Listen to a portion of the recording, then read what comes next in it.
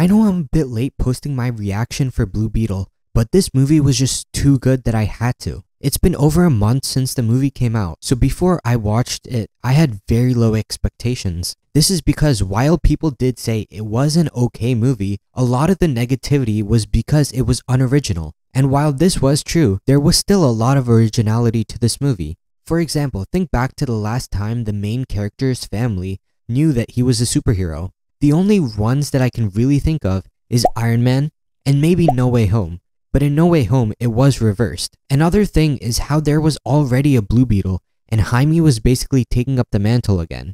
And although there was a little bit of originality in the movie, I would be lying if I said the movie didn't have its cliche moments. The most notable being how the soldier guy was double-crossed by the main corporate villain, then the soldier guy got his revenge on her. I mean, can we just please stop using this? It's been overused so many times. And although this storyline in the movie was really cliche, they were still able to make it emotional.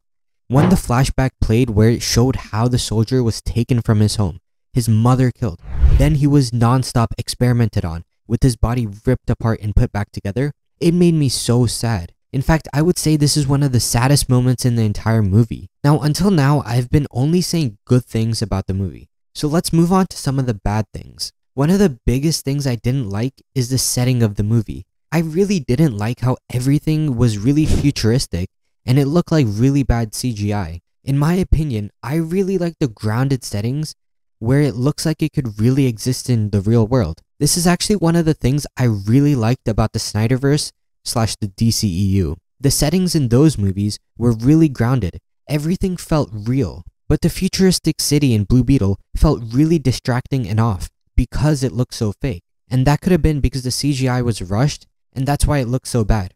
Or maybe it's just an unusual place and we're not used to it. However, I did like one of the more realistic settings like Jaime's neighborhood and Jennifer's house. Another thing I didn't really understand about the movie is why they put LEDs in the blaze of the helicopters.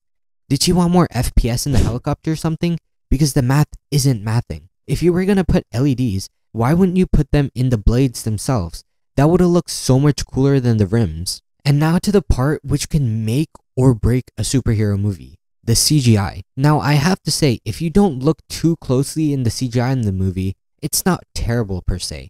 Compared to the recent Marvel films, this movie's CGI is miles better. There are only a couple of times where things looked really fake. One of the things being the city. The next is the final battle. Now I'm not sure how exactly this scene was made, but in my eyes, it looked like this scene was completely computer generated.